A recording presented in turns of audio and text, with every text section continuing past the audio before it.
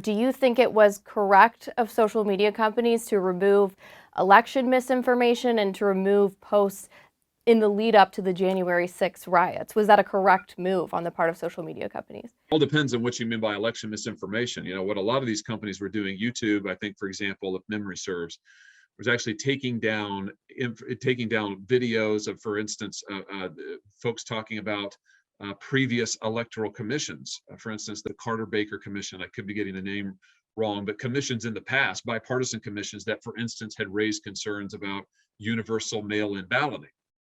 And that was getting tagged as, oh, if you question universal mail-in balloting, that's an attack on our election process. That's misinformation. We're taking that down. I think is crazy. I mean, that's crazy. And this is what happens when you allow these companies to start deciding that, what we'll do is we'll decide what speech is offensive or not. We'll decide what is politically viable and politically allowable or not. And if we don't like it, we're just going to take it down. I think that's too much power. And I don't think that they ought to be doing it. Now, again, they're private companies. So what the real danger here is, and where the rubber really meets the road, is their monopoly power, which gives them that control over speech and makes their decisions so important. And then also the federal government subsidy in terms of Section 230 that these companies benefit from. So the question is, should they be getting that special immunity deal while they're also trying to be speech regulators? And should they be getting that special immunity deal when they have monopoly status? And finally, in the House, we are seeing a leadership fight that basically boils down to differing opinions on how to move on from January 6th. You personally have faced criticism for raising an objection on that day to the electoral votes. But broadly speaking, how do you think the Republican Party should grapple with what happened that day and move forward? Is it by continuing to examine it further, or is it by leaving it in the past and not talking about it anymore? Well, by it, do you mean the riot? I The mean, riots themselves. gotcha. So, well, first of all, I mean, we absolutely need to prosecute and hold accountable criminal rioters who assaulted cops, who stormed the Capitol, who broke the laws. I mean, absolutely, and that's true no matter what your political ideology is. I said this all last year. I will defend people's right to protest peacefully, whether I agree with them or not. I did that for the BLM protesters. I said they have every right to be out and protest peacefully. What they don't have a right to do is storm federal buildings, attack cops, burn businesses, shoot people. The same is true of the Capitol rioters. If you gather peacefully, that's protected First Amendment activity.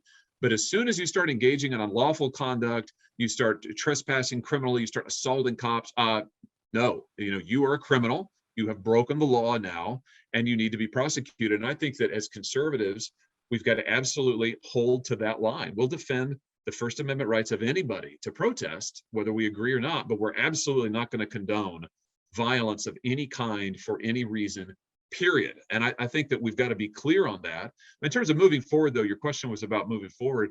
I think we have got to be the party that offers new solutions to this new era that we find ourselves in.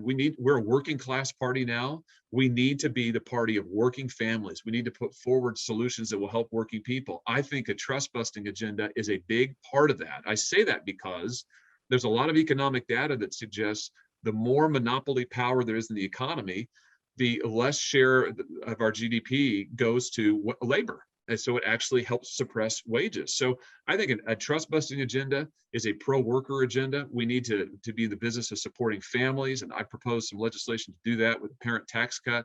So there's a lot to discuss there in terms of the specifics, but I think we've got to look to the future in terms of being a pro worker, pro family party.